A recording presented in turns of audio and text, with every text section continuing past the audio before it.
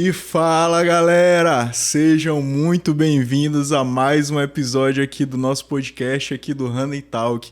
Esse que é um quadro aqui do canal onde a gente traz vários especialistas para debater vários temas e sempre relacionando com a nossa área que é a psicologia, o comportamento humano e os hábitos. E hoje a gente está trazendo um tema que foi muito pedido por vocês, um tema que todo mundo gosta muito, e eu trouxe aqui um convidado muito especial para a gente estar conversando sobre esse tema hoje, que é sobre nutrição. Então, se você quer aprender um pouco mais sobre nutrição, se você tem essa curiosidade de saber se você tem se alimentado bem, eu acredito que esse episódio vai tirar muitas das suas dúvidas. E hoje, para conversar aqui com a gente, eu tenho comigo aqui o Lucas Carvalho, ele que é nutricionista, já há 4 anos atuante, ele também é pós-graduado em nutrição, fisiologia e metabolismo do esporte, e hoje a gente vai bater um tema super interessante sobre nutrição e comportamento. Lucas, prazer. Prazerzão, Honey. É um prazer enorme estar aqui, poder conversar com o pessoal, esclarecer um pouquinho sobre a nutrição, tirar as dúvidas aí do pessoal, que a gente sabe que tem muito mito, aí muita historinha pela internet. E vai ser uma ótima conversa que a gente vai ter aqui hoje, sem dúvida alguma. Muito legal, Lucas. E para a gente começar, te apresento um pouquinho para o pessoal que ainda não te conhece. Quem é um Lucas hoje? Onde é que o Lucas trabalha? Como é que é a atuação principal do Lucas? Perfeito. Então, hoje em dia eu atendo mais na parte de nutrição esportiva, né? Atendo ali na clínica Nutrilite, que fica no Renascença. Mas assim, a gente atende mais o público geral mesmo, pessoa que quer emagrecer, que quer melhorar de vida, quer ter um estilo de vida melhor. E eu tenho uma abordagem assim que eu digo que é sem frescura, vamos dizer assim. A gente gosta mesmo de fazer algo que é possível do paciente fazer. Não tem modinha, não tem coisa difícil, é praticidade e levar o paciente para ter o melhor resultado possível de uma forma duradoura, sem sofrimento, sem deixar de comer o que gosta. É nutrição de verdade.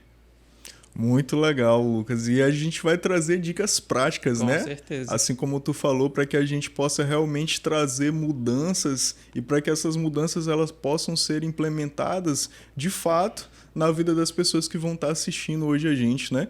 E Com como certeza. pauta aqui do nosso podcast de hoje, a gente vai trazer sobre um tema que ele é polêmico, ele é um tema que tem muitas dúvidas sobre ele, gera um certo burburinho nas redes sociais, né? Que é o emagrecimento, que é o processo de emagrecimento, que está muito Sim, ligado também aos hábitos alimentares e ao totalmente. comportamento.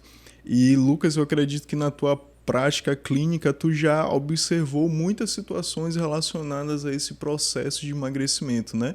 E hoje a gente vai tentar aqui trazer, através da ciência, através dessas informações, o que realmente, de fato, um profissional da nutrição tem a falar, né? Porque hoje em dia, principalmente por conta das redes sociais, Sim.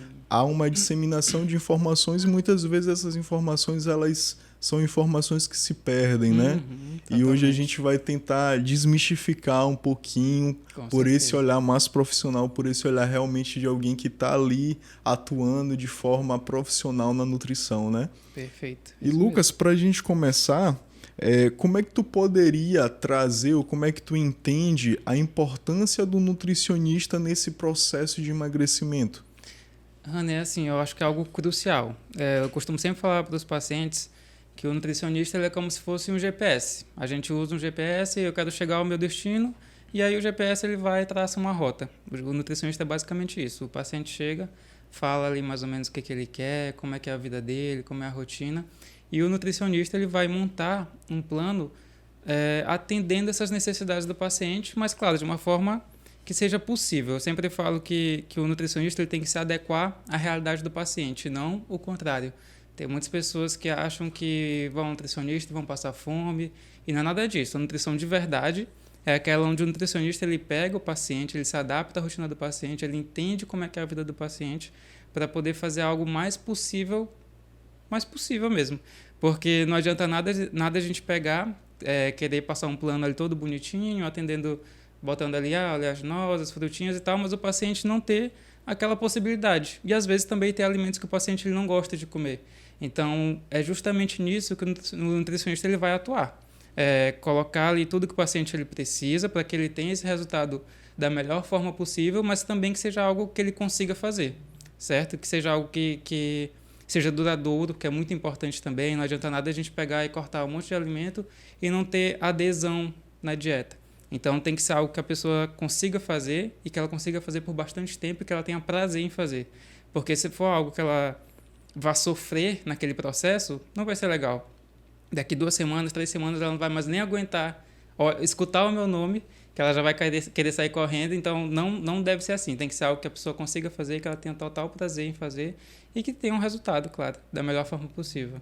Muito interessante, Lucas. Da tua fala, a gente já observa que o nutricionista, como tu mesmo falou, ele tem esse papel de direcionador, Com né? certeza. É como realmente a gente usasse essa comparação desse GPS, né? Sim, eu gosto muito. E algo que tu trouxe na tua fala também, que é sempre o atendimento ele é personalizado, Com né? certeza, Porque, tem que ser. como a gente já tinha trago anteriormente, o que acontece hoje, como as redes sociais elas estão aí e todo mundo pode ter voz, acaba que a nutrição, ela meio que ela vem se transformando como um papo de coach, né? Sim. Que as pessoas falam no geral e Aham. perdem essa característica que tu falou de ser esse atendimento Individualizado. mais individualizado, mais personalizado, justamente como é teu papel Exatamente. profissional como nutricionista, né?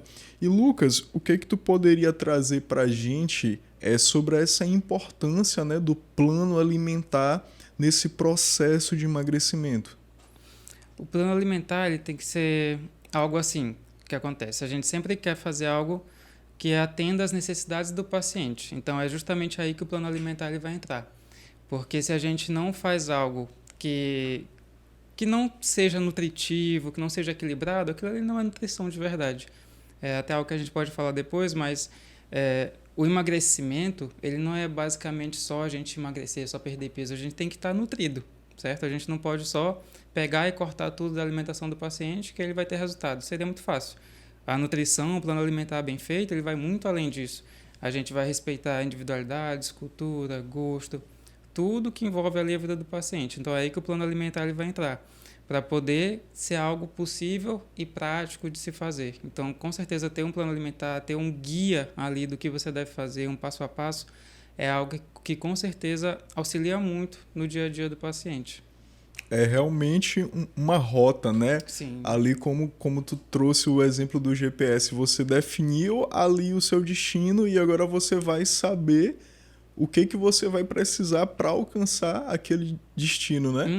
Trazendo até pro campo da psicologia, principalmente da área comportamental, a gente entende que a alimentação ela também é um comportamento, né? Isso, e como é um comportamento, a gente traz para o conceito de habituação, que a gente precisa realmente fazer um trabalho de reeducação, né? Como eu acredito que tu já faz muitas vezes nessa tua prática clínica.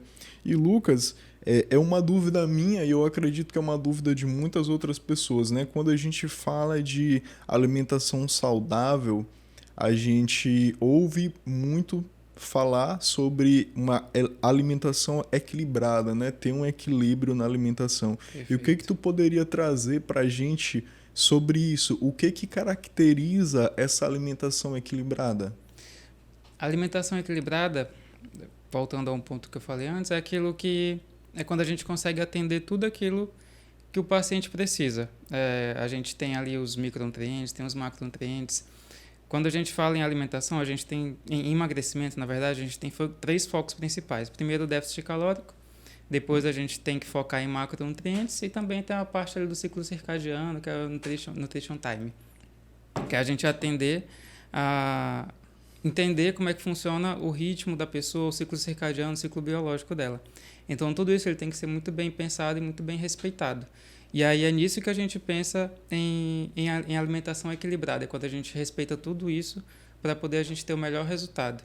Então, a gente tem que ter uma alimentação ricas em vegetais, ricas em fibras, rica em carnes magras, laticínios, oleaginosas, frutas. Enfim, é uma alimentação que a gente realmente consegue ali adequar da melhor forma possível para a vida do paciente. Então, a alimentação equilibrada, ela nada mais é do que realmente uma alimentação que contempla todos esses nutrientes que são essenciais, sim, né? Exatamente. Para a nossa manutenção, para a manutenção da nossa saúde. Assim, não necessariamente a pessoa vai comer tudo isso todos os dias. Tipo assim, não tem como a pessoa comer todos os dias brócolis, fruta, uma carne magra, um laticínio, não. É justamente ter essa variedade. Um dia ela vai comer um vegetal, outro dia ela vai comer umas porções melhores de frutas, no outro dia a gente consegue inserir oleaginosa, então é todo um cronograma que a gente monta para poder ter esse resultado. Não tem essa necessidade de, se eu não comi brócolis hoje, não foi uma alimentação equilibrada, não é isso. Realmente é todo um contexto, todo um ambiente que a gente vai formar para poder ter essa alimentação equilibrada, certinho?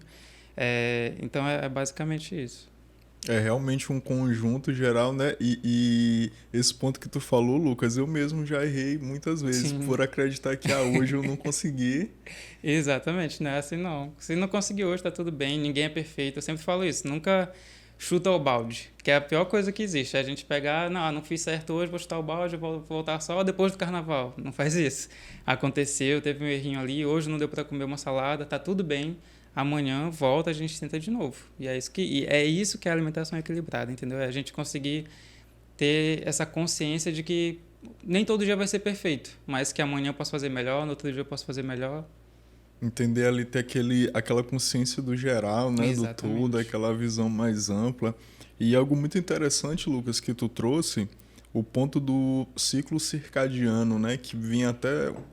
estudos que foram feitos, foi até o Prêmio Nobel de Psicologia. Sim. Eles observaram a presença de um gene clock, né? Que é o gene que basicamente ele é ativado no momento em que a gente acorda e que a gente abre os olhos, né? A gente abre os olhos, recebe aquelas primeiras informações relacionadas à luz. Exatamente. Essa luz é processada, chega no nosso cérebro e aí esse ciclo começa e daí é algo que está muito ligado à nutrição, porque realmente tu precisa saber o horário que a pessoa vai dormir, o horário que a pessoa vai acordar, justamente para tentar adequar, né, essa alimentação durante todo o dia dela para que ela possa realmente ter uma efetividade, né? Com certeza, assim. Nesse processo. Na nutrição, tudo depende. A gente fala que na nutrição e no direito tudo depende, então depende muito do caso.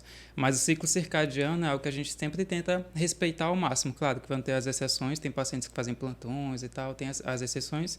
Mas na maioria dos casos, a gente sempre tenta, é justamente isso que tu falou, despertou ali, tem luz entrando no corpo, já começa a acionar algumas produções de hormônios, outras coisas começam a acontecer no corpo, e o contrário também acontece. Está escurecendo, outras coisas já vão acontecendo com o nosso corpo.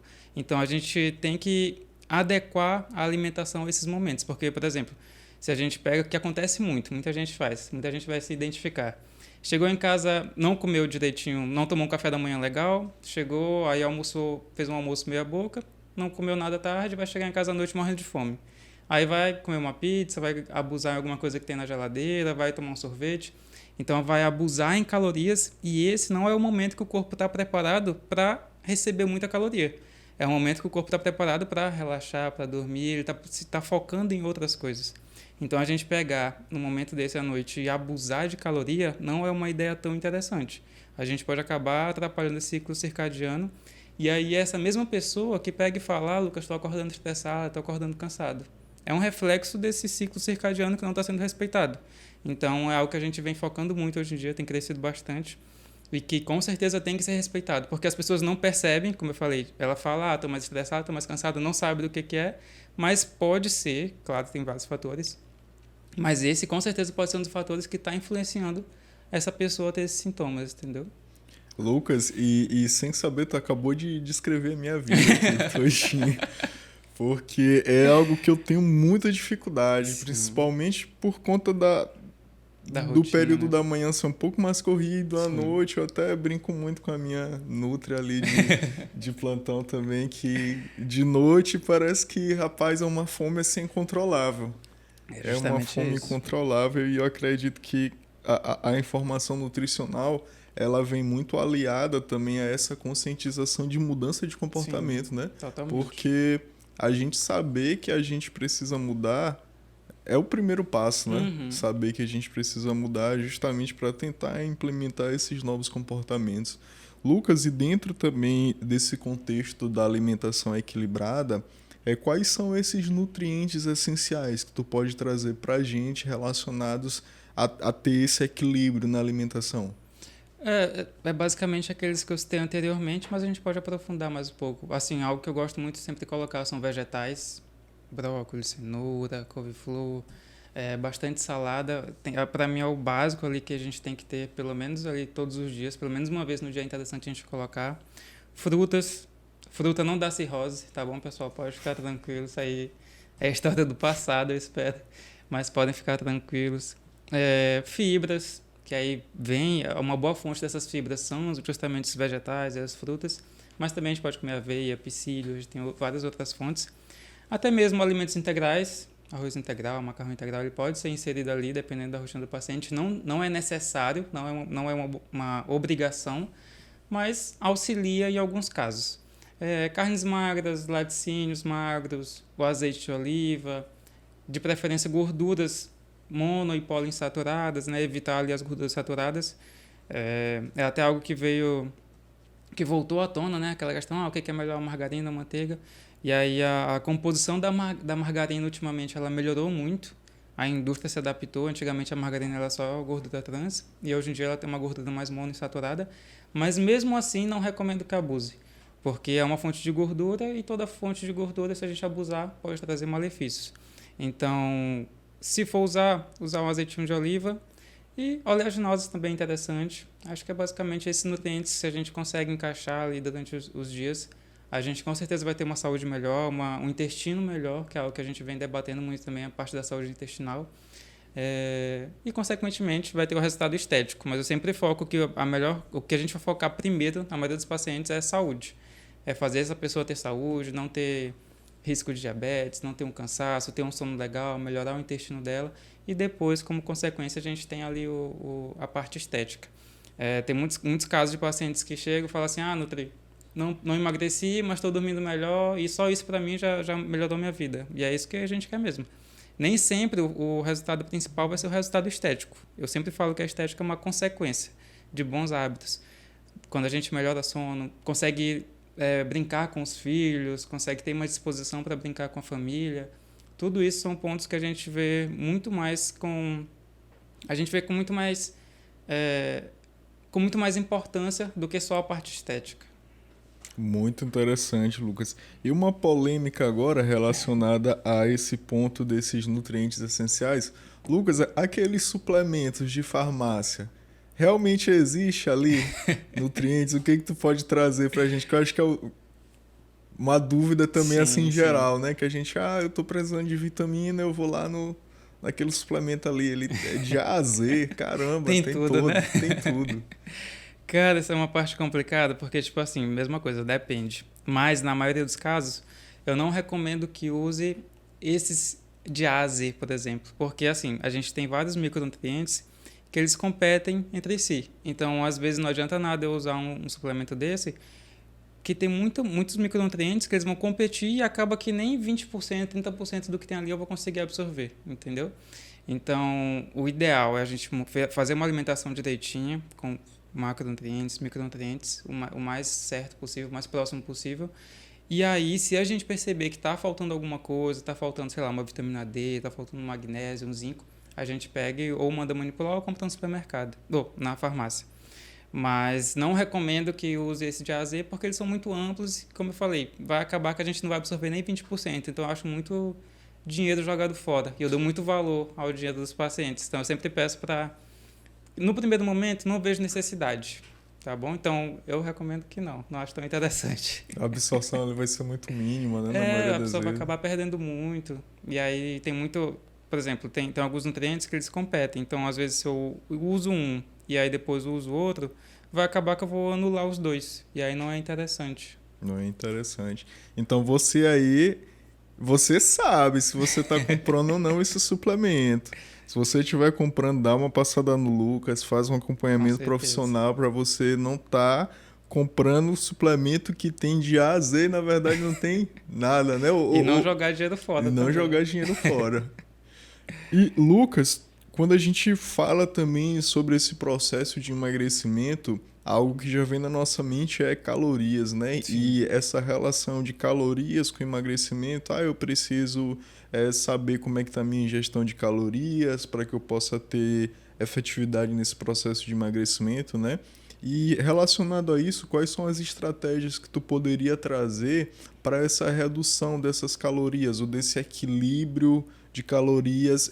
Eu sei que para cada paciente realmente vai Sim. ser algo um pouco mais personalizado, né? Mas o que tu poderia trazer assim de conceito geral para a pessoa que está assistindo a gente entender como é que funciona essa redução e essas estratégias de redução de calorias nesse processo de emagrecimento? Perfeito. Ó, o que acontece?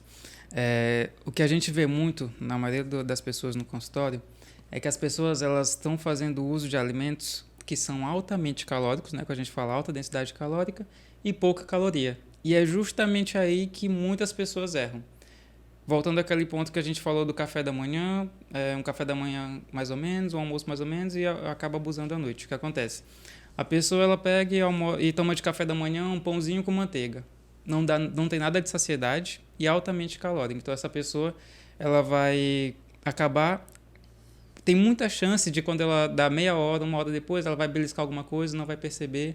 Então, o que as pessoas erram muito é justamente isso, comer alimentos com uma alta quantidade de caloria e com pouca saciedade. Algo que eu sempre recomendo é evitar comer alimentos que não dão saciedade, porque são calorias vazias. Por exemplo, bebidas açucaradas.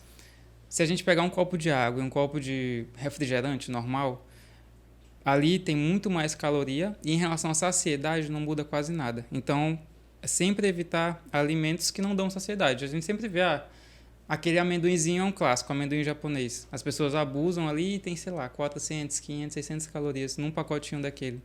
E não mudou nada a saciedade da pessoa. Ela consegue comer um pacotinho daquele, depois ela vai comer uma carninha trinchada, vai tomar uma cerveja. Então é uma junção de coisas que não dão saciedade nessa pessoa e ela vai acabar abusando.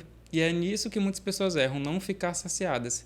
E aí quando a gente pega e monta um plano alimentar, a maioria dos pacientes sempre recebe essa mensagem, 80% fala: Lucas, tem certeza que eu vou emagrecer comendo isso? Eu estou comendo muito mais do que eu comia antes. Mas não é que a pessoa está ficando mais saciada do que ela comia antes. Antes ela só comia besteirinha, não ficava saciada e aí acabava comendo outra coisa que ela nem percebia. E aí que está o perigo da beliscada, porque a gente não percebe o que está comendo. A gente vai, dá uma beliscada ali, pega um biscoito creme crack, aí toma um cafezinho, aí depois pega uma bolachinha ali, conversa um pouquinho, nem percebe o que está comendo. E aí é esse ciclo vicioso que acaba atrapalhando muita gente. Então, o fato de não ficar saciado, não comer alimentos que dão saciedade, é o que mais impacta nesse ponto de não conseguir ter emagrecimento ou então acabar engordando em pouco tempo. Como a gente brincou antes da pessoa que acaba abusando da noite, mesma coisa, ela pega e vai comer alimentos que são altamente calóricos. Um exemplo que a gente dá muito, a bolachinha creme cracker. 5 unidades de creme cracker tem a mesma caloria de um pão. Só que ninguém come 5 bolachinhas creme cracker. A pessoa come meio pacote, um pacote daquele ali brincando. Então a gente sempre recomenda que consuma alimentos que dão mais saciedade. Que eu gosto bastante, por exemplo, de café da manhã. Um pãozinho, um cuscuz, são alimentos que dão bastante saciedade. Sempre colocar uma proteína. A proteína ajuda muito a dar saciedade, porque a proteína ela é o macronutriente que mais demora para fazer a digestão. Então, como esse macronutriente ele demora para fazer a digestão, acaba que ele fica mais tempo ali no meu processo digestivo e, consequentemente, eu fico saciado por mais tempo. Então, é por isso que a gente sempre vê ali um pãozinho com ovo, uma carnezinha com arroz, um franguinho, porque é muito interessante a gente colocar a proteína na rotina do paciente para justamente ele ter essa saciedade maior durante o dia. Não é que precise ter em todas as refeições, mas é muito interessante que a gente coloque pelo menos na maioria das refeições. Se não coloca uma proteína, coloca uma fibra, coloca uma aveia, um psyllium, come uma fruta mais rica em fibras. E aí justamente isso que vai te ajudar a ter um processo de emagrecimento mais tranquilo, sem passar fome, sem sofrimento. Se a gente fica mais saciado, a gente fica muito mais tranquilo. Lucas, e é até uma percepção que é contraintuitivo, como tu mesmo falou, né? As pessoas, a gente muitas vezes acha que uma dieta, por mais que ela tenha ali de algum aspecto que seja mais restritivo, a Sim. gente já entende, né? Vou fazer dieta, vou comer menos. É. E na maioria das vezes não é a melhor estratégia ou a estratégia mais eficaz, como tu mesmo trouxe, né? É Exatamente. realmente fazer trocas mais inteligentes, né? Perfeito. Entender que realmente existem estratégias de redução de caloria. E Lucas, tu já trouxe, né, assim, um apanhado geral, mas cita, assim, acho que acredito uns 3 ou uns 5 alimentos que a gente pode trocar, alimentos mais densos por opções nutricionais mais saudáveis, para que a gente possa ter também esse entendimento dessa redução de calorias Sim, ali nesse processo. perfeito. Assim, uma coisa que eu sempre peço para os pacientes é evitar a fritura ao máximo. Qualquer alimento frito, aquele alimento frito, imerso em óleo, ele aumenta a caloria de uma forma que ninguém imagina. Mas toda vez que eu falo, o paciente fica a boca aberta. O que acontece? Se a gente pega uma batata, a batata cozida, sem estar frita ainda, 100 gramas de batata tem 70 calorias. Se eu pego essa batata e eu frito, coloco ela ali no óleo, essa batata passa a ter 400 calorias. Ah, Lucas, mas eu passei papel toalha, não adianta. Boa parte ali da gordura foi absorvida por essa batata, e aí isso aumentou a densidade desse alimento de uma forma absurda. E a minha saciedade, voltando àquele ponto, não mudou. Se eu comer 100 gramas dessa batata cozida e 100 gramas dela frita, a saciedade vai ser a mesma. Só que eu estou abusando ali de uma quantidade de calorias enorme. E geralmente não vem só a batata frita, né? Vem a batatinha frita, aí depois vem um sorvetinho, vem várias outras coisas que acabam culminando nesse ganho de peso. Então, a gente citou um aqui da fritura. Um outro que eu gosto muito de recomendar aos pacientes é evitar de tomar sorvete assim recorrentemente, porque quando o sorvete a gente acaba abusando um pouquinho e ninguém nunca pede a menor porção. Eu prefiro que a pessoa use um picolézinho ali de fruta, que vai ter muito menos calorias. Por exemplo, um sorvete, ele vai ter um pote mais ou menos desse tamanho, vai ter umas 400 a 500 calorias, um sorvete comum. E aí, se a gente pega um picolé, tem umas 70 a 60 calorias. Então, a gente mata aquela vontade de comer algo mais gelado, algo docinho, e consegue diminuir absurdamente essa caloria. Outra coisa, o amendoim japonês é um clássico, como eu falei. Tem muita caloria, tem 400, 500 calorias. E não dá nada de saciedade. Isso daí a gente pode trocar por 1 milhão de coisas. Pode trocar por um pão com ovo, mais umas 2 frutas. Daria a mesma caloria de um pacotinho desse de amendoim. Posso comer um prato, né, com arroz, frutas, carnes, legumes. 1 milhão de coisas. Deixa eu ver outra coisa. Bebidas açucaradas, como eu falei. Muita caloria, não muda a minha saciedade. Então, geralmente são esses mais clássicos assim que a gente vê as pessoas errando. Fritura, bebidas açucaradas e o amendoinzinho japonês. As pessoas erram muito. Elas não dão muita importância, mas quando a gente troca, a gente vê uma diferença muito grande. É ali aquela alimentação comum, mais popular, só que a gente, por não ter esse entendimento, acha que é uma porção pequena, não vai fazer tanta diferença, mas ali no processo geral como um todo, né, como tu trouxe, faz, né? Um outro que eu acabei de me lembrar aqui é a fatia de torta, sabe? Aquela torta bonita, com camada de recheio, cobertura. Cara, aquilo dali ninguém divide, todo mundo come uma sozinho, e ali tem umas 800, 900 calorias. Então eu sempre peço que, se for comer, divide com mais pessoas, porque é uma quantidade de caloria enorme, e às vezes não é só isso também, não vem só a torta, a pessoa vai, toma um chocolatezinho quente, às vezes come mais um salgado, come uma coxinha. Então, tudo isso que acaba dando esse efeito negativo.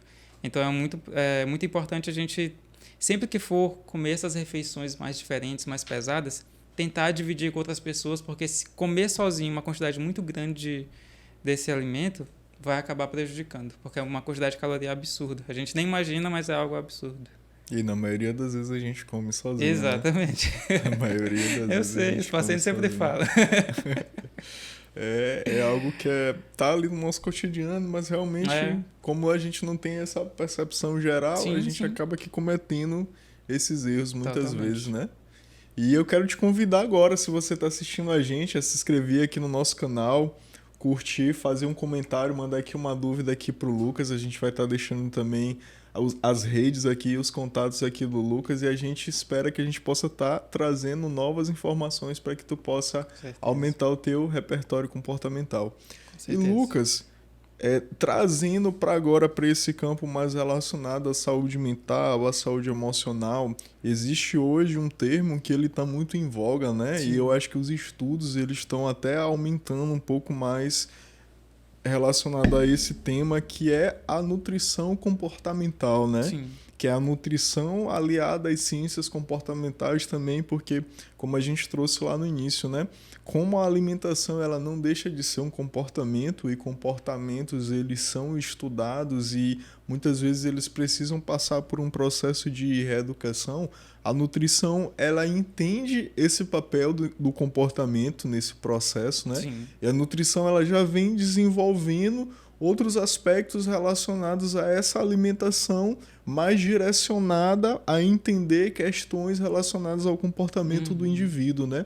E o que tu poderia trazer, Lucas, pra gente sobre essa nutrição comportamental? O que vem ser essa nutrição comportamental? A nutrição comportamental, ela é um braço, vamos dizer assim, da nutrição, né? A gente tem ali a nutrição clínica, a nutrição esportiva, tem a nutrição de produção, que é a UAN, e tem a nutrição comportamental, que ela é um pouquinho mais recente, como tu falou mesmo, ela vem crescendo bastante aí nas pesquisas, mas ela é uma área que ela vem mais ali, como tu falou mesmo, buscar a área comportamental, entender melhor essa parte do comportamento do paciente. Ela não vê só a parte física e fisiológica, ela vê a parte comportamental, emocional, cultural, o que pode estar levando esse paciente a ter aquele episódio de uma alimentação mais complicada. Então, ela trabalha mais nessa área. E aí, o que acontece? A alimentação, tudo, hoje em dia, acaba em comida. Estou feliz, vou comer. Estou triste, vou comer. Fui promovido no emprego, vou comer. Então, tudo está envolvido com comida.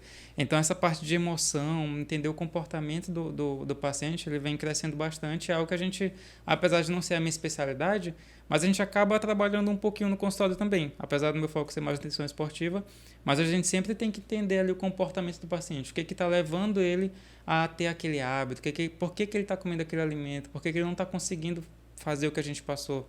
Então, acaba que é muito importante a gente entender essa parte, com certeza não deve ser deixada de lado, porque a gente está tratando ali com uma pessoa, um ser humano, que tem sentimentos, tem emoções, tem dificuldades, e cabe muito a gente entender e ajudar o paciente nesse momento. Então, com certeza é algo que tem que ser mais estudado, tem que ser mais aprofundado e tem que sim ser levado em consideração, porque respeitar o paciente em todos esses âmbitos e ajudar ele é algo que com certeza vai trazer e vai levar ele ao resultado que ele quer.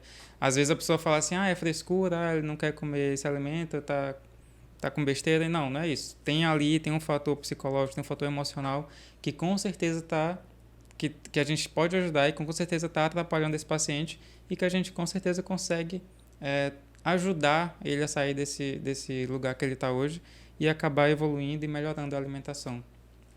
Muito interessante, Lucas. E quando a gente traz para essa área do comportamento, quando a gente traz um pouquinho sobre esses contextos da cognição, é como tu falou, muitas vezes a nossa emoção, ela está muito associada a um alimento, né? Sim, um alimento específico ou simplesmente o fato de comer para, às vezes, extravasar aquela emoção, tem aquele prazer, né?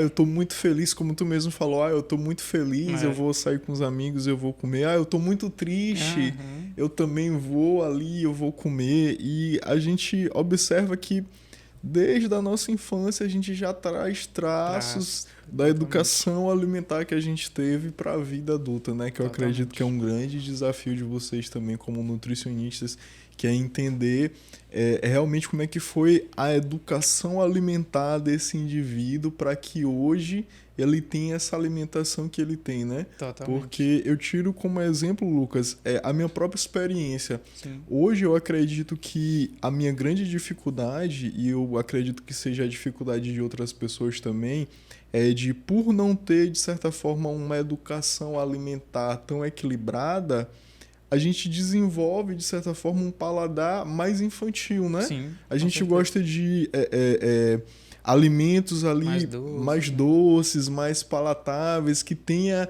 realmente ali um sabor mais presente, né? E quando a gente fala de comportamento, realmente são processos que estão ligados muito ao nosso comportamento que a gente traz ou que a gente já perpetua de algum tempo, e para que esse processo de reeducação com a nutrição, ela já vem trazendo esse processo justamente relacionado a entender as quantidades, a qualidade desse alimento, e o comportamento está ali relacionado realmente a esses aspectos mais subjetivos que cada pessoa ela vai trazer, né, da vivência dela para que isso possa realmente ser efetivo, né? E quando a gente fala de alimentação, como tu falou, como a gente está relacionando também a emoções, a gente percebe que a nutrição ela anda muito alinhada nesse Com processo certeza. também, né? Tem que andar. O ponto que tu falou de trazer essas questões da infância é o que acontece muito. Eu tenho muitos pacientes, muitos não, mas eu tenho alguns casos de pessoas que não conseguem comer frutas e vegetais hoje em dia na fase adulta. E na maioria dos casos, alguns não sabem, mas na maioria, quando a gente pergunta, a gente está na hora da consulta, foi algum trauma de infância, ou a mãe forçou a pessoa a comer aquele alimento, ou ele apanhou porque não comeu, ou ele comia sem querer comer aquele alimento. Então a gente vê muito esses casos de problemas hoje em dia com comer frutas e vegetais vindos justamente da infância. Eu, por exemplo, não nasci nutricionista, né? Eu me formei. E aí, na minha infância, foi uma infância, como tu falou, muito açucarada, comia biscoito recheado, comia suco de industrializado, não fazia ideia. Era que minha mãe me dava, comia e gostava. Então, hoje em dia, que a gente tem essa consciência, a gente tem esse entendimento, a gente sabe que não são as melhores opções, mas que vem da nossa infância, a gente acaba trazendo. Hoje em dia, com certeza, eu tenho um paladar mais puxado para o doce, mas a gente sempre vai... como a gente tem essa consciência, a gente consegue manipular. Então, eu sei que eu não devo comer, eu consigo me controlar mais, mas nem todo mundo consegue. Então, é um trabalho bem árduo que a gente tem com essas pessoas, porque é realmente de fazer entender que ela não precisa daquilo, que não é aquilo que vai ajudar ela, que a gente tem outros meios de buscar esse prazer também, não só na comida. Então é muito importante esse trabalho que a gente tem com o paciente de realmente direcionar ele para o melhor caminho. Muito interessante, Lucas. E realmente a gente observa como esse processo ele está interligado, né? Justamente por conta dessa abordagem que já vem sendo debatida há algum tempo sobre a nutrição comportamental. E Lucas, e como é que tu observa assim na prática, no consultório, nos teus atendimentos, como a alimentação e relacionada a essa nutrição comportamental, ela afeta a saúde emocional das pessoas? O que que tu observa assim, as pessoas, elas chegam depois de um tempo, elas ficam mais felizes, elas se sentem um pouco mais estressadas nesse processo de reeducação alimentar? Sim, isso depende muito do caso, certo? Mas assim, depende muito de qual é o trauma, qual é o problema que a pessoa tem com aquele alimento. Mas na maioria dos casos a gente tem bons resultados. A pessoa ela começa, claro, sempre tem deslizes, né? Como a gente falou aqui no começo, vai ter dia que não vai conseguir, vai ter um dia que ela vai abusar em algum alimento, é normal. Não, o processo de adaptação, de reeducação alimentar, ele não é um processo linear. Não é um processo que a gente vê assim sem altos e baixos. Não, totalmente o contrário. É um processo cheio de altos e baixos, mas que no final da conta a gente vê ali que teve um resultado legal. Mas é normal a gente ter esses deslizes. Até esqueci qual foi a pergunta. O que tu observa assim, na tua prática clínica relacionada à saúde emocional do teu paciente? Sim. Como é que essa alimentação afeta? Tu sente que eles se sentem mais felizes quando eles começam ali realmente a colocar a dieta em prática? Eles se sentem pouco mais assim estressados? O que tu observa? Justamente por isso que eu estava falando dos altos e baixos. A gente vê que geralmente eles conseguem ter um bom resultado, assim, eles conseguem ficar mais felizes. Porque é justamente quando o que acontece? A gente sempre visa em trazer resultado o mais rápido possível para aquele paciente. Porque quando ele entende o porquê que ele está fazendo aquilo, ele vê um motivo, ele tem uma motivação, né, para fazer aquilo. Então, enquanto ela não vê o motivo, enquanto ela não vê por que eu estou fazendo isso, por que eu estou comendo esse alimento, por que eu tenho que fazer isso, por que eu estou comendo de 3 em 3 horas, por exemplo, não é o caso de todo mundo. Mas enquanto ela não entende o motivo daquilo, ela não consegue fazer. Então, essas pessoas, a gente busca trazer resultado o mais rápido possível para elas, para poder dar essa motivação. Então, como a gente tem essa expertise, a gente já visa isso. Então, geralmente a gente consegue fazer com que as pessoas elas fiquem mais felizes bem no começo do processo já. E como eu falei, vai ter os deslizes, mas a gente faz um acompanhamento bem de perto com o paciente, está sempre ali motivando, conversando, vendo se está tendo alguma dificuldade, para justamente evitar que essa pessoa desista. Como eu te falei, vai ter esses altos e baixos, e aí o que a gente tem que focar em ajudar esse paciente a não desistir.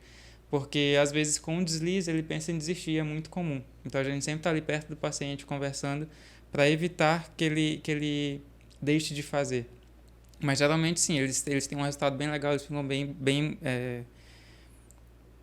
motivados, né, a fazer aquele processo alimentar e ter um resultado bem tranquilo.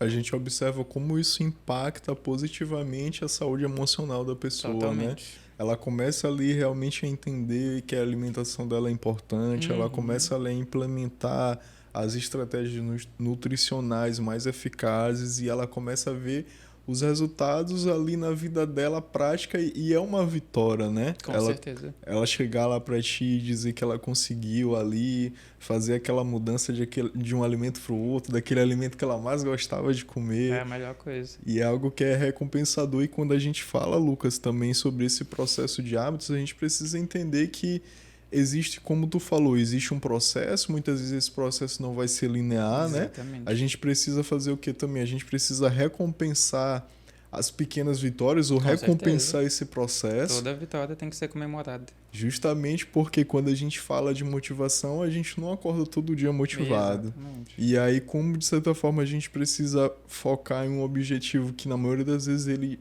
tá no médio, longo prazo, existem realmente estratégias para que a pessoa ela possa ver de forma efetiva que aquilo tá trazendo bem-estar para ela, né? Sim. É aquela comparação que a gente observa muito, até quando a gente trouxe aqui um outro colega para falar sobre educação física e esporte, Sim, que a gente vai já falar também sobre a tua especialidade, quando a pessoa ela começa na academia, né? Às Exatamente. vezes ela já vem com aquela idealização, eu vou começar, ela já chega pro personal, eu não quero ficar grande. Como se ficar grande fosse algo fácil, simples, fosse fácil, né? E com a alimentação acontece da mesma forma, Da né? mesma Às forma. vezes a pessoa ela vai chegar, olha, eu quero emagrecer, mas eu não quero ficar muito magro. Aham. Eu quero ganhar massa, mas eu não quero ganhar também muita massa. Não quero nada demais, não. Quero só ali ficar com a barriguinha definida, né? Eu quero só perder um pouquinho de gordura e ganhar um pouquinho de massa, né? O combo mágico ali que todo mundo quer. E é justamente isso. As pessoas, elas vêm muito com esse ponto pra gente. Até mesmo de não querer ficar tão forte, de não querer emagrecer muito. Então é algo que a gente sempre conversa com o paciente, sempre brinca bastante. A consulta ela é sempre algo bem tranquilo, a gente ri bastante, conta bastante piada para poder ser algo... Porque assim, a alimentação, tem muitas pessoas que elas... É algo muito particular, certo? Tem gente que... Nem sempre o paciente ele vai se abrir desde o começo com a gente. Então, a gente tem que trazer essa informalidade, essa brincadeira para dentro do consultório para poder fazer com que o paciente se sinta mais à vontade, para que ele conte de verdade o que ele está comendo, conte de verdade as coisas que ele faz ali, que ninguém sabe. Então, é muito importante a gente ter esse ambiente mais descontraído para justamente fazer com que o paciente tenha um ótimo resultado. A nutrição não deixa de ser um processo terapêutico, né? Não, acaba a pessoa, ela realmente ela precisa ver em ti não só um profissional, mas ver em ti uma pessoa de igual confiança. a ela e uma pessoa de confiança que vai poder orientar. Exatamente. Porque se ela tiver aquela percepção também que é algo que é alcançável para ela, muitas vezes ela não vai nem querer dar o primeiro passo, Exatamente. que é tentar, né? Uhum. E aí justamente a gente observa o quão importante é o teu papel, é o papel do nutricionista nesse processo como um todo, né? Sim. E Lucas, a gente vai entrar agora aqui num tema polêmico que, como a gente já trouxe lá do início, né? As redes sociais estão aí, Sim. o Instagram tá aí, Maria Card tá aí. Acho que ela não vai ver aqui o nosso podcast, se ela ver, um beijo, braço. E, cara, é muita coisa. Às vezes eu mesmo me fico olhando assim, rapaz, a galera coisa. tira isso aí da onde? É uns artigos assim que eu não sei de onde é que eles tiram, assim, mas é muita coisa e é todo dia e é todo tempo. Leite faz bem, água faz mal. Daqui a pouco a água vai fazer mal. Vai fazer mal, né? É difícil. Comer ovo faz bem, comer ovo faz mal. É exatamente E, Lucas, tu como um profissional de nutrição, acho que tu te depara dia a dia todo dia com esse dilema, né? E o que tu dia. poderia assim, trazer pra gente sobre esses principais mitos da nutrição relacionados à rede social? O que tu observa que tem acontecido e qual é o nível de consciência das pessoas que tu observa? pode primeiro abordar só a questão dos mitos e depois a gente vai aqui esmiuçando aqui essa polêmica aqui das redes sociais. Essa questão dos mitos é algo muito complicado, porque, como tu falou, as redes sociais, elas estão aí, e aí elas tanto ajudam como atrapalham também, né? Porque, assim, infelizmente, como da área da saúde também, a gente sabe que qualquer pessoa consegue fazer um artigo científico e qualquer pessoa consegue ler, vamos dizer assim. Nem todo mundo consegue ler da melhor forma, da forma correta. Mas, tipo assim, não é porque existe um artigo científico que aquilo é verdade, certo? A gente tem que ver como aquele artigo foi feito, qual foi o N, qual foi a metodologia, como que é daquele grupo, como é que foi controlado, o que comia, o que não comia, fazer atividade física, não fazia, enfim. Tem várias coisas que têm que ser vistas no estudo. Não é só a gente pegar e ler ali o título e ler a conclusão. Não, isso aí não quer dizer nada. Então, os mitos, eles vêm muito daí. E também, o que acontece? Quem espalha os mitos, né, são os meios de comunicação, jornais e tal. E são pessoas que não estão habituadas a ler artigos científicos completos. Então, elas, como eu falei, elas vão pegar e ler o título e vão pegar e ler a conclusão e vão jogar ali uma notícia fake. E aí é algo que realmente a gente vê muito no consultório, a gente sempre tenta debater. Tem casos ali que a gente não consegue refutar no primeiro momento, porque a pessoa já está tão enraizada aquele negócio na cabeça dela, já recebeu tanto em grupos de WhatsApp, o ciclo social dela fala sobre aquilo, então está algo muito enraizado já, que às vezes precisa de 2, 3 consultas para o paciente comer um pão, porque ele tem medo de comer um pão, entendeu? Então, tem paciente que, eu estou fazendo um shot de limão porque é bom. Então tem vários, a gente vai já entrar nos mitos, mas é o que a gente vem todo dia, não tem um dia que a gente vai atender que não tenha um mito para ser debatido no consultório. Sempre tem alguém com uma dúvida e está tudo bem. Nosso papel é esse mesmo, de levar a clareza para o paciente. Mas tem pessoas que não vão no nutricionista, tem pessoas que estão só na rede social e vão acabar fazendo alguma besteira, vão tirar algum alimento que não deve ser tirado. E isso é algo que tem que ser bem observado, tem que ter muito cuidado. A gente não deve sair espalhando qualquer informação que vê por aí. Minha mãe mesmo, quando vê alguma coisa, ela me manda perguntando: isso aqui é verdade? Não, então a gente sempre debate, sempre esclarece. Porque, infelizmente, é algo que está aí, está todo mundo sujeito. Mas a gente tem que estar atento e buscar fontes confiáveis, né? De preferência nutricionistas. Infelizmente, também tem alguns que propagam aí alguns mitos. Mas a gente tem que ter esse cuidado e sempre buscar fontes boas para ver se realmente aquilo é verdade ou não. Hoje em dia o que a gente observa muito, né, Lucas, que cresceu muito é a questão dos coaches de emagrecimento, demais, né? Demais. Hoje em dia qualquer pessoa que ela já se denomina coach ou porque ela teve um resultado próprio, ela já se coloca ali naquele papel, eu te ajudo a secar em 15 dias, eu te ajudo a secar em um dia. E são coisas assim que a gente observa. Algumas dicas que eles trazem, a gente tem ali tem base, né? Uma certa lógica ali, uma certa base, né? Mas para pessoa, para o brasileiro em médio geral, que muitas vezes ele só tá olhando aquele recorte do recorte. Exatamente. Então foi aquela pequena fala ali, como tu falou. Às vezes a pessoa ela já chega na clínica, no consultório pra ti e ela quer te ensinar. Porque aquilo já foi tão bombardeado demais na mente dela, por amigos, pelo TikTok, pelo Instagram, pela rede social, que ela já acredita que eu sou um pós aqui em nutrição e emagrecimento, eu já sei de tudo. E realmente o nutricionista ele tem esse papel de educador também, com né? certeza. De conscientizar e de tentar ali, da melhor forma possível, com as melhores estratégias, mostrar para a pessoa que, peraí, também não é bem assim, a ciência diz isso, né?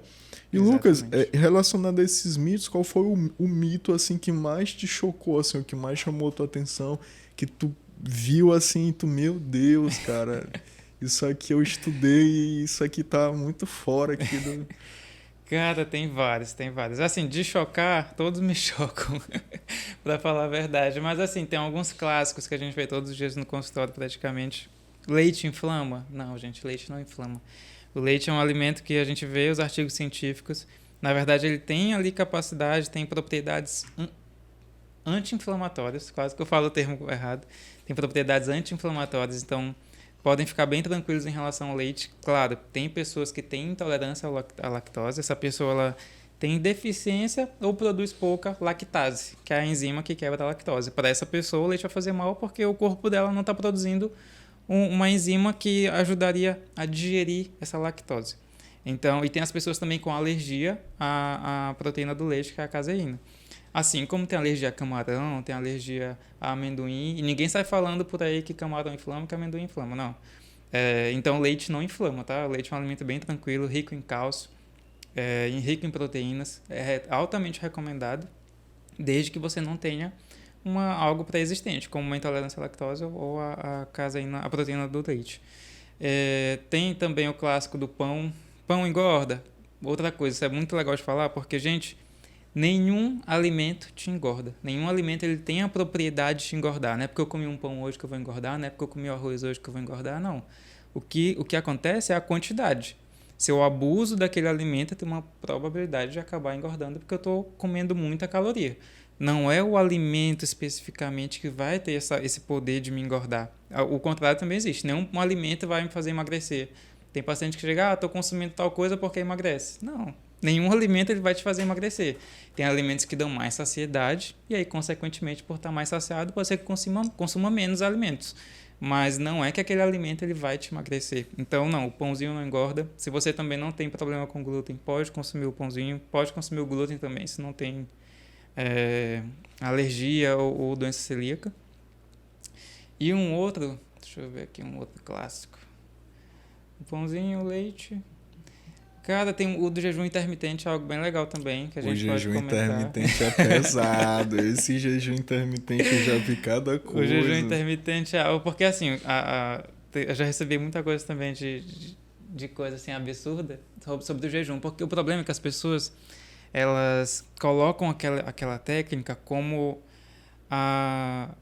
o maioral é aquilo que vai te fazer emagrecer, que vai curar teu câncer, que vai te livrar tua diabetes, isso aqui é a salvação da tua vida. E não, isso não acontece, tá? O jejum ele é uma técnica nutricional, uma abordagem que a gente pode usar, mas ele não é uma regra. Depende muito da rotina do paciente, não é todo mundo que vai se dar bem com o jejum. Então ele não é uma regra, ele é só uma ferramenta ali nutricional que a gente pode usar. Então, não, o jejum não é algo que vai te fazer emagrecer. Se não tiver déficit calórico, não vai ter jejum que vai te fazer emagrecer. Se tu fizer jejum e na tua janela de alimentação tu comer um monte de coisa que vai acabar passando o déficit calórico, não vai adiantar nada. Então, não, o jejum não vai fazer isso. Tem pessoas que falam, para ajudar a renovar a célula. Esse é um estudo, mesma coisa que a gente falou, leitura errada de estudos. Esse é um estudo que foi feito ali em 2016, que até ganhou um prêmio Nobel, né, e tal, mas ele foi feito com levedo de cerveja. Não é ele analisou ali aquela célula isoladamente. A gente não está falando de uma célula que estava no corpo humano, então que envolve muitas outras coisas. Então é muito fácil a gente pegar um estudo que é feito in vitro ali, que a gente fala, né, que é a célula isolada, e falar que aquilo ali vai dar certo em qualquer ambiente, em qualquer momento. Não é assim. Então, o jejum ele pode ser feito, mas ele não é a salvação da tua vida, não é isso que vai te fazer emagrecer, não é isso que vai te fazer curar de doença, não é nada disso. Mas eu acho que esses 3 aí são os que a gente mais vê assim no consultório com recorrência. Os que a gente mais observa, que mais as pessoas elas falam, né? Lucas, algo também que é muito comum, até aqui da nossa região, né? Eu acredito que tu já ouviu as pessoas falarem muito isso. Eu cresci ouvindo que, isso aqui não come, é remoso. Aqui a gente já entregou onde é que a gente mora. O pessoal gosta muito de falar isso, né? Carne de porco é remoso, isso aqui é remoso, não come isso aqui porque é remoso. E quando a gente tem esse conhecimento, né, através do profissional da nutrição, a gente observa que, peraí, também não é bem assim, vamos entender aqui o que a ciência está trazendo sobre isso.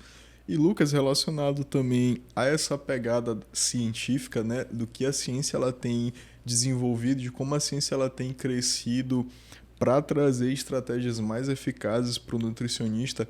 Hoje, na psicologia, a gente já debate muito a psicologia baseada em evidências, que é justamente trazer a melhor evidência científica para tratar determinados pacientes, porque o que era muito utilizado anteriormente era que só usa apenas uma abordagem para tudo e essa abordagem ela precisa funcionar.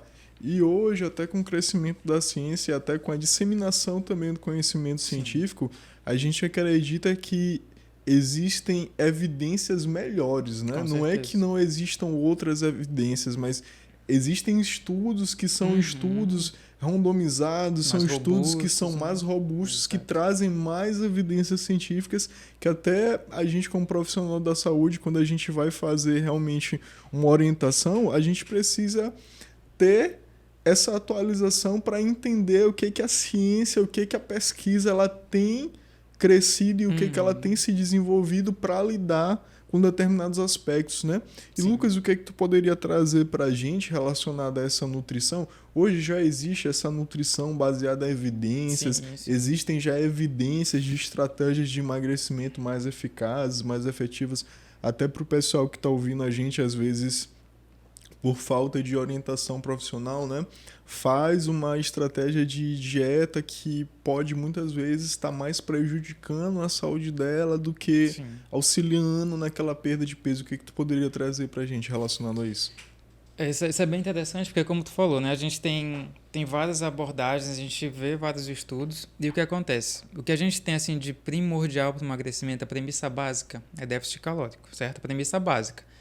Nenhum ser vivo, na verdade, todo ser vivo responde a isso. Se a gente tem déficit calórico, a gente vai emagrecer. Seja um animal, seja um ser humano, qualquer ser vivo ele responde ao déficit calórico. Então, essa é a nossa premissa básica para o emagrecimento. Isso aí a gente já tem bem claro nos estudos, certo?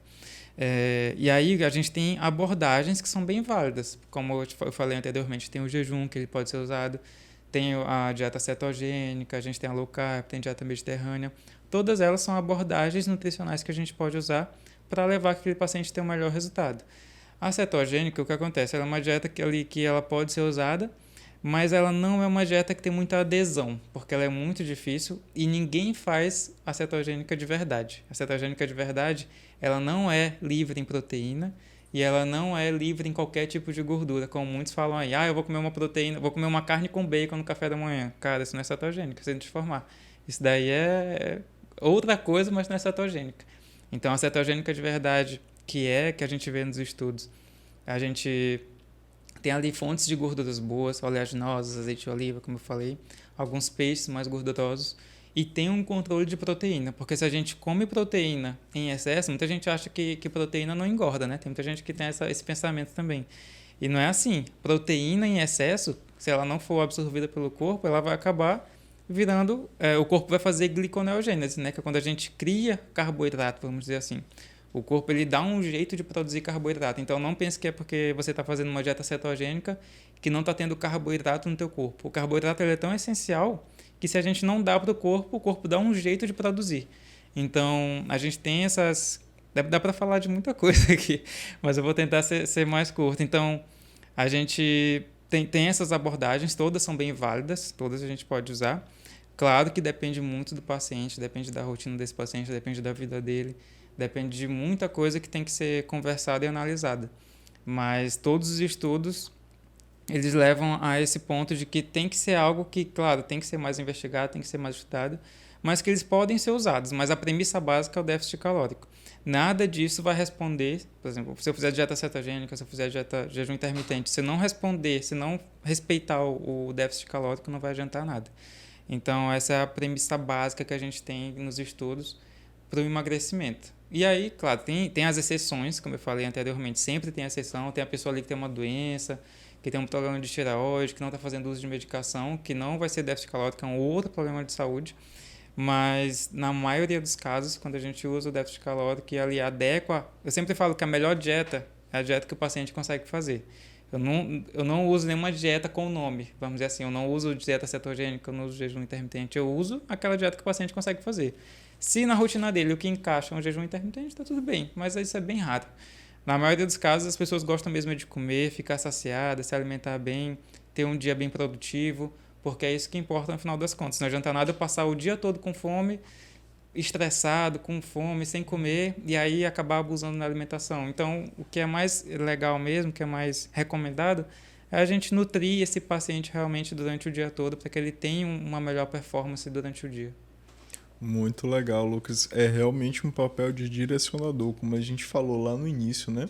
E é algo que a gente sempre tem que trazer essa conscientização, porque quando a gente fala sobre saúde, sempre de médico e louco todo mundo tem um pouco, É né? verdade. Então, por mais que na maioria das vezes as profissões elas possam ser diferentes, mas ali a pessoa ela acredita que ela tem um certo conhecimento, aí ela já vem com alguns pitacos que a gente, se for realmente sentar com um profissional, a gente observa que não é bem assim, né? Sim, Por isso que a gente ressalta novamente a importância da pessoa buscar um atendimento personalizado com um com certeza é nutricionista, importante. justamente para que o nutricionista possa fazer um atendimento para ela dentro das necessidades dela, respeitando a saúde dela, né? Com E para que certeza. ela possa ter essa efetivação no processo que ela está buscando, justamente para que ela não venha só ouvir o que é falado pela família ou pelos amigos, mas realmente buscar uma orientação profissional, porque quando a gente fala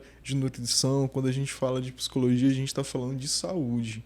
E quando a gente fala de saúde, a gente não pode brincar, né? A gente tem Uhum. um peso até na nossa fala daquilo que a gente traz e é uma conscientização muito grande que sempre eu tenho falado através dos profissionais que eu trago para que a gente realmente leve essa bandeira para que as outras pessoas possam entender que a área da saúde, como ela envolve várias Sim, especialidades, são frentes diferentes e que muitas vezes a melhor pessoa para tirar a dúvida que você tenha relacionada à nutrição é um nutricionista. sim, sim. A melhor. É, o que tu falou de às vezes até amigos, família, a gente que é nutricionista, cara, encontro de família sempre tem alguma coisa. Não tem um encontro de família que não tem uma dúvida de nutrição, que tem alguém que vai falar assim, Lucas, realmente eu não posso comer pão. Ah, Lucas, isso aqui pode, isso aqui não pode. Ah, tu tá comendo isso? Isso daí pode, isso aí não engorda?